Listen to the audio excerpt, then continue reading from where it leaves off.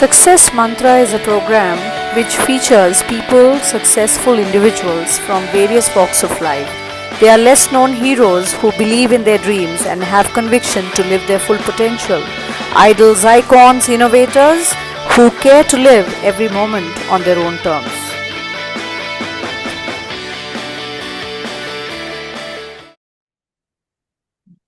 Good evening, everyone. Once again on Success Mantra, we have a wonderful guest who has contributed a lot to the journey of many people in corporates and otherwise. Milind Kher is a dear friend, and of course, he is an emotional intelligence specialist. Let's understand more about emotional intelligence specialist. Milind, welcome to the show, and tell us how you got into this coaching format. Yeah. Thank you so much, Sonali. So, I have had a long corporate career where I've been in different kinds of fields. I've been in pharmaceuticals, I've been in FMCG, I've been in jewelry, I've been in education. And after I did all that, I uh, joined my own business. Okay, Wow. that business was founded by Gauri Kher, and I joined her Nice. as the CEO of HQ, and that was in 2014. Mhm. And then I got my emotional intelligence certification in 2017. And Wonderful. since then, I've been focusing a lot on emotional intelligence. So we have worked with various different domains. We've worked with healthcare, and we've worked with hospitality. We've worked with entertainment. We've worked with aviation. All these kind of things. But ultimately, one common factor that I found was that everywhere, there are human relations involved, and Mhm. therefore emotional intelligence is needed. So, emotional intelligence, it's a very vast subject, but Mhm. if I were to just give a very, very simple definition of it, it is understanding our own emotions, understanding the emotions of others, and crafting an appropriate, behavior to the context. Fantastic. Fantastic. So, how different is this from Daniel Goleman's emotional intelligence? Is it the same format? Yeah.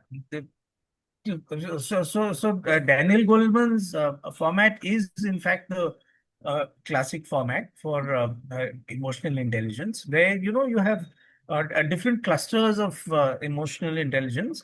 So basically, it's self-awareness, self-regulation, social awareness, and relationship management. These are the four clusters.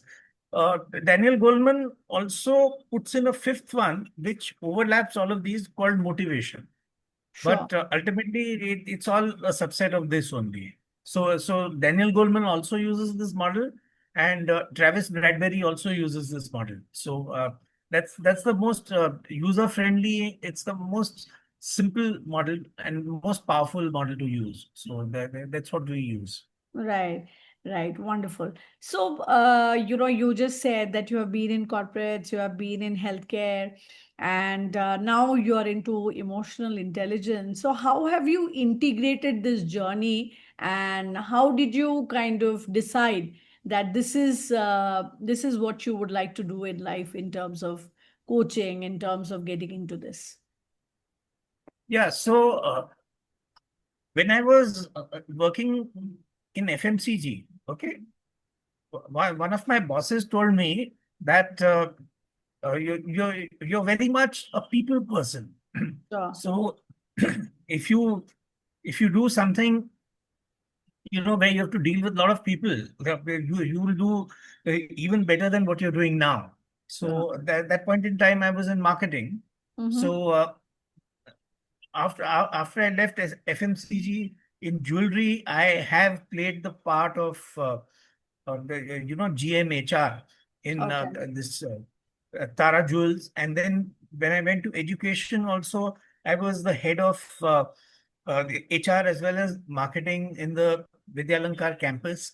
So I've been getting steadily a lot of exposure to human relations, so which Mm. has helped me a lot with emotional intelligence. So once I joined my own business at that point in time, then all these applications of emotional intelligence, they came in useful for me.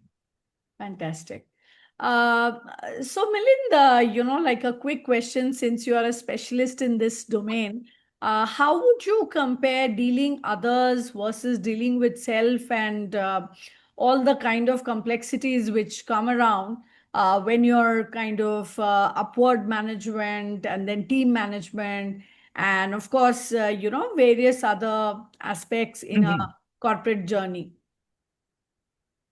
So ultimately, we can be aware of others only if we are aware of ourselves. Mm-hmm. Every response that we give to others, Mm. it triggers something which already exists within ourselves. So if we are happy interacting with others, it's because we are at peace with ourselves. If we have issues interacting with others, it is because we are not at peace with ourselves from within. So I would look at it this way, that every human is a microcosm, and the entire cosmos outside is the macrocosm. So, ultimately, whatever plays out in the world is something that we conceive in our own heads first.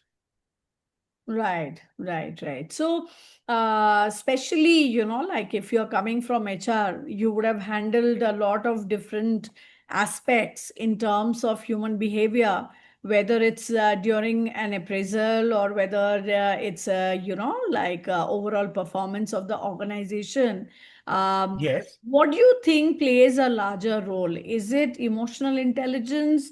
Is it overall interact and the competencies and skills a person acquires?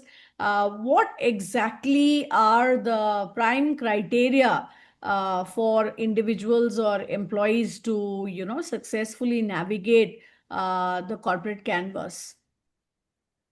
See, when we do anybody's appraisals, what are the competencies that we look at? We are broadly looking at two categories of competencies. We are looking at technical competencies and we are looking at managerial competencies. Mm-hmm. Now, the technical competencies is, that pertains to the person's work. Okay, how well does the person know the geography? How well does the person know the market? How Mm-hmm. well does the person know all the processes that are involved in sales and marketing? Sure. Whereas managerial competencies are different. They are stuff like relationship management, creative problem solving, responding to stress, all that kind of thing. So both have their place. However, it is important to first have managerial competencies. If you have managerial competencies, then you can keep improving your skill in technical competencies. But if you have only technical competencies and if you cannot make it with people, then it is a problem. Sure, sure.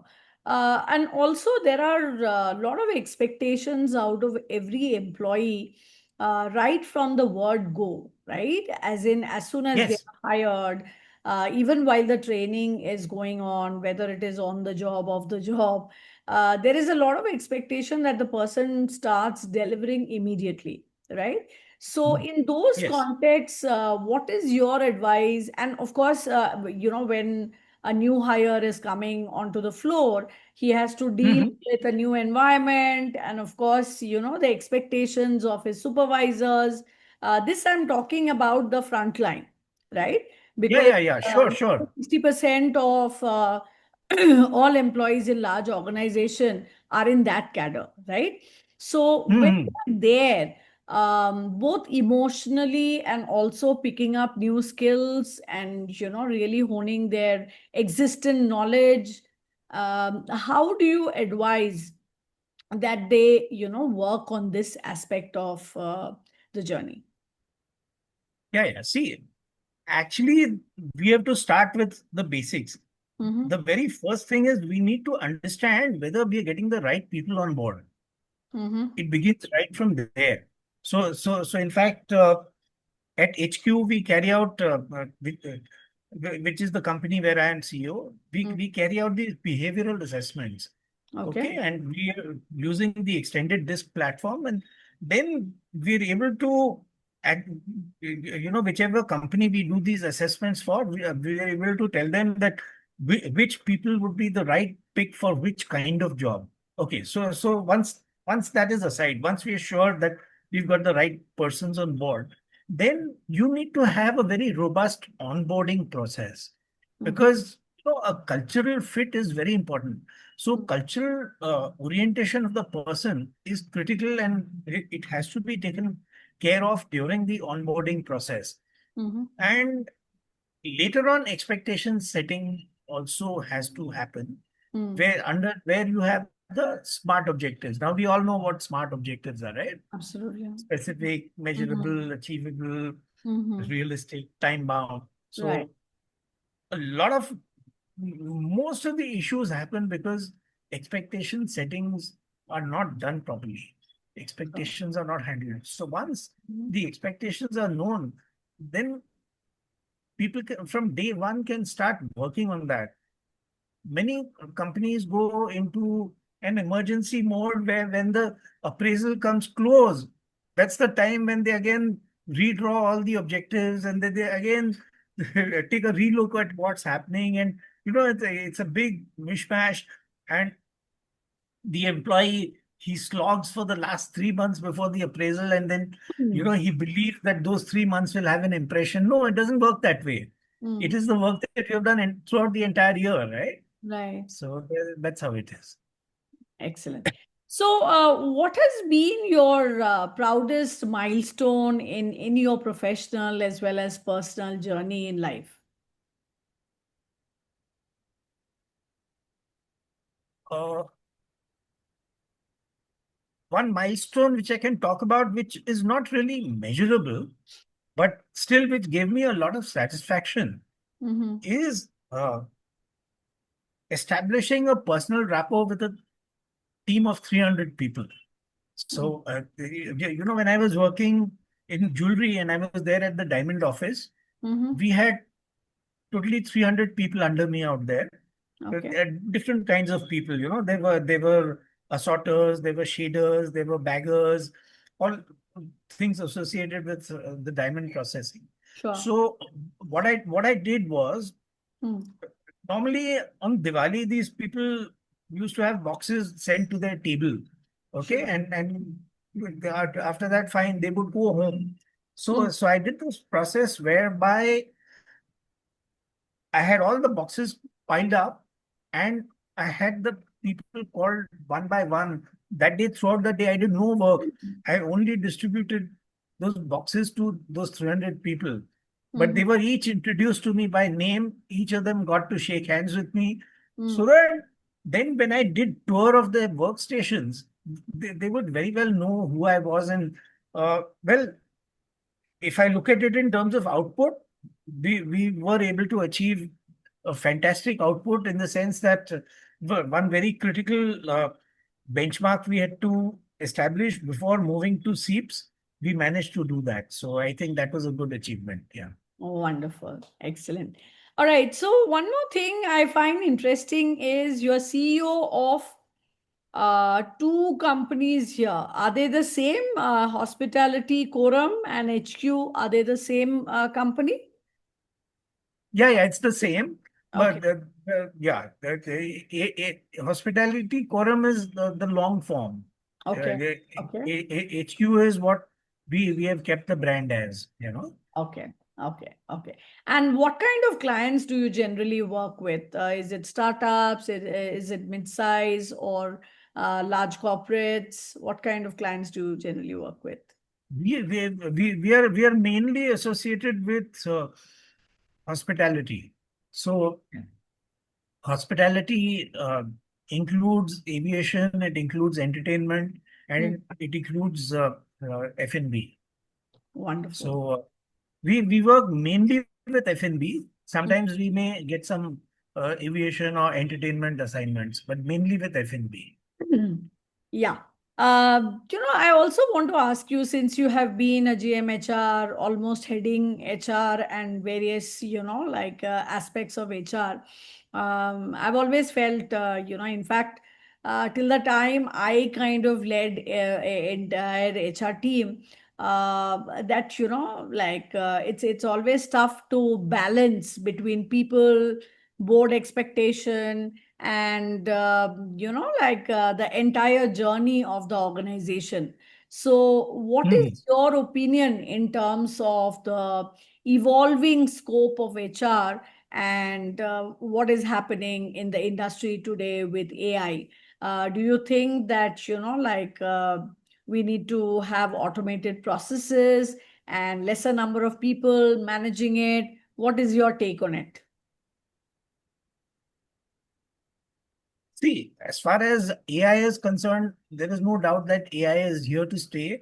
and that AI's role is going to grow exponentially. So I believe that when we do the manpower planning, our Mhm. manpower planning has to take into account the AI factor, so Mhm. that it doesn't happen that today we take people on board, Mhm. and then in a couple of years, we have to do layoffs, and or maybe we take people, but we can't give them work and we bench them. So laying off people is also not good. Benching people is also not good. So I think manpower planning has to be done in a very scientific manner. There has to be, definitely time and motion studies, and job capacity studies that need to be properly in place before uh, getting the people on board.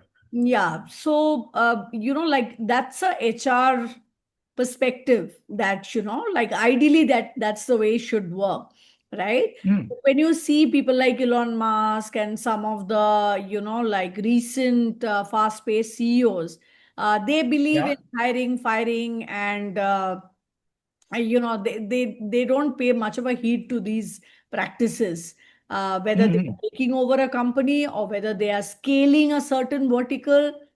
And the practice is basically, okay, I need people, I go on hiring spree, and the moment I realize that I'm not able to deliver investor numbers, I start laying them off. So what's your take on such situations, and how do you think that this could be better addressed? Yeah. Sonali, it is a difficult situation, and I'll tell you why. Hmm. Till you're at middle management level, Hmm. yeah, you're displaying emotionally intelligent behavior definitely has very good advantages. Hmm. However, Hmm. when you're at the top, you're not held accountable for people at all. You're only held accountable for your numbers. And Absolutely. and then what will happen is that typically you will do anything to achieve those numbers. And then if some people have to be let go, you will probably let go of them. So there needs to be a complete shift uh, in the way things are looked at the CXO level. Hmm. So that still needs to come. We've there's not no got there. there's no one set answer for that. It depends from industry to industry, what is the best way of handling such challenges, I guess.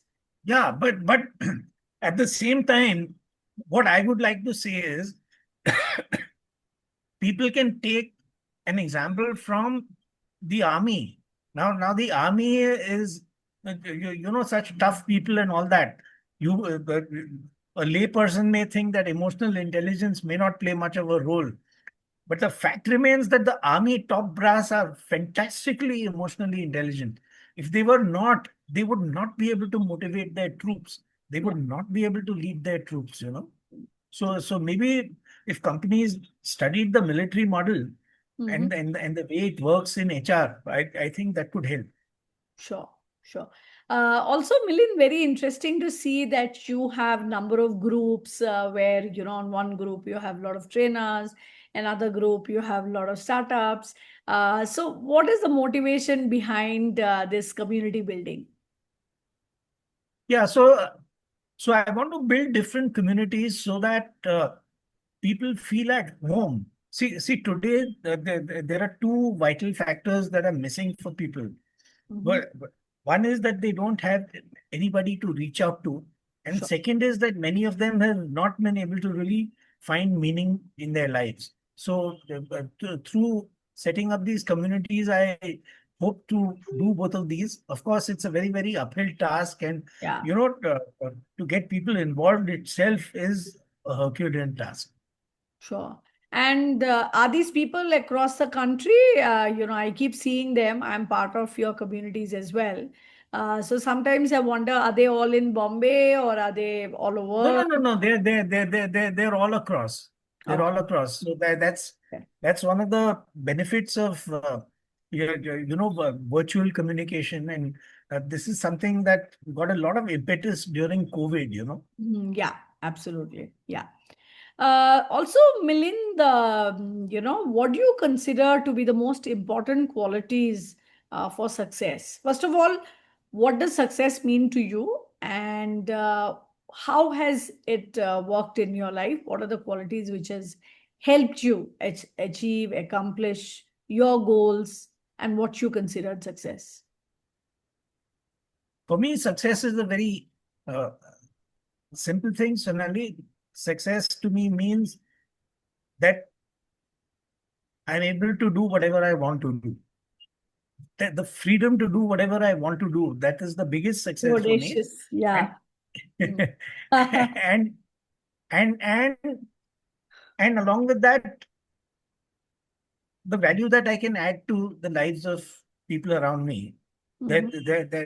that is success. If people go away happier than when they first met me, if they go away more prosperous than when they first met me, then I think that is success. Yes. Wonderful, wonderful. And how has mentorship helped you in scaling your own career and moving into various things that you desired? Like you said, success is doing what you really want to do. Do you think Mhm. mentorship and coaching plays a role in this? Yeah, coaching has actually brought a paradigm shift in the way I view life. So I'm able to be more involved and be more detached both at the same time. Now that will sound paradoxical to you, but it is like that. True. In the sense that I'm involved because and I'm giving my heart and soul to it, but I'm detached also in the sense that if there are any reverses, if there are any failures, I take it with a pinch of salt and I say, okay, not an issue. Que sera, what will be, and Will life goes be. on. So, Absolutely, absolutely. But how do you deal with critiques and people who kind of give a lot of negative feedback and basically which doesn't make sense but still comes your way? How do you deal with that? yeah, so I analyze what is significant for me and what is not significant for me. Mm. And if there is something that is not significant for me, then irrespective of the noise levels that anybody may have created, I will have to still, sort of put it aside. And whatever is significant, one has to work on that. Ultimately, everybody responds to consequences. When you tell people the consequences of what they do, so even in parenting, people tell their children that okay, if you don't study, then you know what? You might fail. And if you fail, then you might not get a good job. Today, you're going in our car, but when you grow up, you may not have a car of your own, Right. if you don't study. So, Mm. of course, that is what we are telling the kids. But even in working life, you have to tell people what the consequences of their actions are, whether they will get a promotion or not, whether they will get the kind of assignment they want or not. All these things, they depend on how they comply with the company, how they blend into the company culture, all that. Mhm. Mhm. Milind, one thing interesting is that you have had a long journey and you're also emotional intelligence specialist. How do you think professionals can deal with the stress and strain that is there in today's industry? Because on one side, things are expected a great turnaround time and the numbers to be met, and on the other side, they also want consistency in all the goals, targets that has been set. So how does, and of course, like then you have your personal life. So how do you think professionals can deal with this challenge? Okay. So for me, success means being able to impact as many lives as possible. Mm-hmm. And at a personal level, success means for me the freedom to use my time the way I would like to use it. So, in a nutshell, that is what success is for me. Okay. Uh, so, why I think that things have worked well for me is because I believe in myself, Mm. because I also believe in two other principles. One is leadership by example, and Mm. the other is integrity of the highest order. So I think if we have these in place, then everything else also tends to fall into place. Fantastic. So, Milind, if you had a time machine and you could go back in time, what is it that you would like to change in your life? People ask this question, and I give them a very unusual reply, And that and is, I say that, yeah, that I don't want to change anything. wow. Yeah, Wow. because I don't believe in regrets. Yeah, definitely. What I would like to do is if I could import the technology from today into those days, and maybe as a youngster, if I had a computer and a cell phone and all that stuff, maybe I would have done a lot of stuff at that point in time. Yeah. Yeah, that's interesting actually because I live in Bangalore, you live in Mumbai. There's a spree of startups all over, and yet I see a lot of youngsters, a lot of startups complain that there's too much of competition in spite of having the best technology, artificial intelligence, machine learning, computers, mobile phones, you name it, and they have it, right? Correct. There's so much of Yeah. access to all kind of support, yet Yeah. there is this dearth of best, what should I say, infrastructure or community to set up great startups. So why do you think that is the case?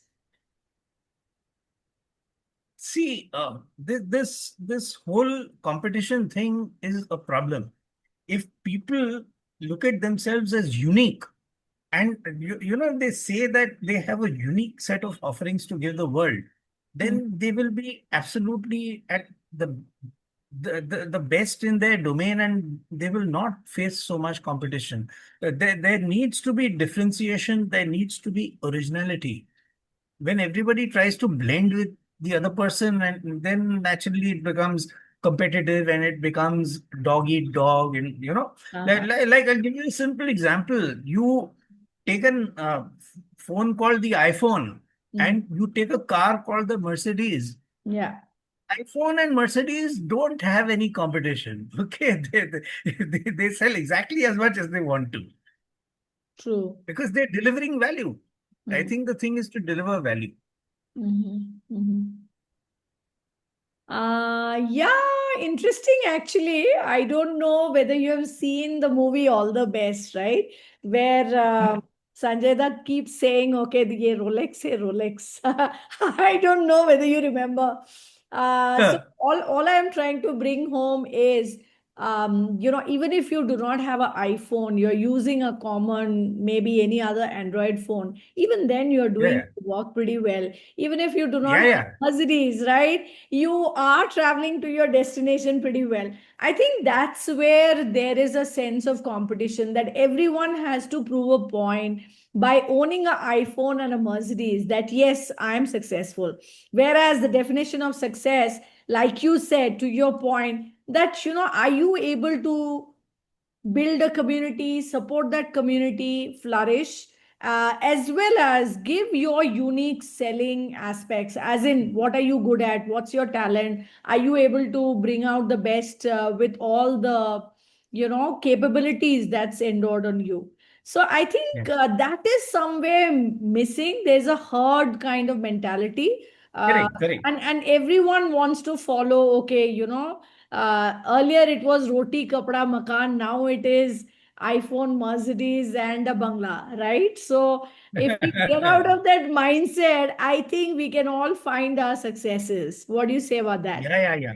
And the other thing is that we need to work as communities. So Shonali, I do a lot of work in community building. So I have communities for emotional intelligence, for education, for sales, for networking. For all these, I have different communities. I have So seen. that Yes, my, yeah, my hope is to see that, there will be intergenerational synergy, and all right, the youngsters today, I can work with them, and I right. can give them the advantage of my wisdom. I mean, my experience, sorry, not wisdom, experience. And I can take from them insights into technology and what is the new thinking and all that. Right, right. Very true, very true. So I think working across boundaries, working across different generations, and of course, like you said, that instead of competitive spirit, if we had collaborative spirit,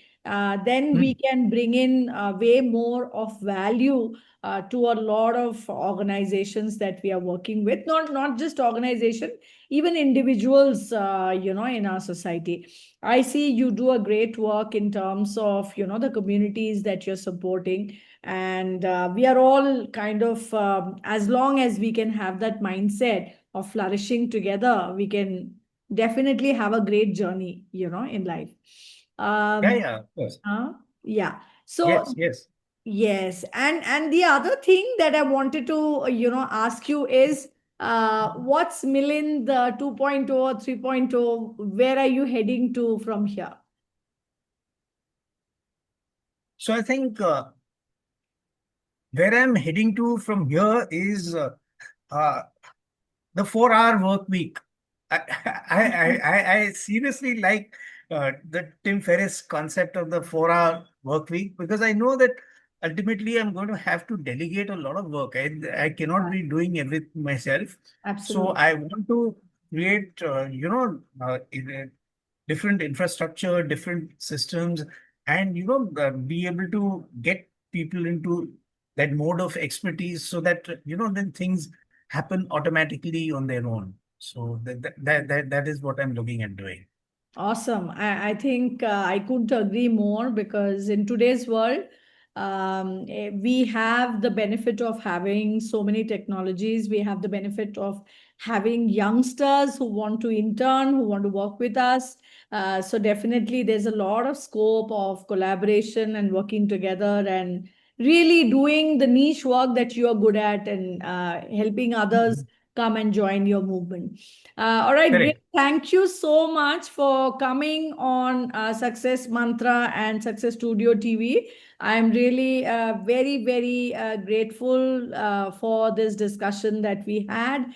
And of course, last but not the least, what is the one message that you want to share with our viewers, which will help them not only achieve success, but build a legacy for themselves? Single message that I will share with all the viewers is: believe in yourself and be true to what you do. I think once people do that, everything else opens up. Beautiful. I couldn't agree more on that. Believe in yourself and, Be true to follow, what you do. be true to what you do, and rest is going to be history after that. Yeah. Fantastic. Thank you so much, Milind. It was a wonderful conversation. And I'm Sure. sure that people are going to benefit from all the nuggets that you have shared here, and they'll be able to implement some of them in their own journey. Yeah. Thanks for the opportunity. Huh? Absolute Take care. pleasure. Absolute pleasure.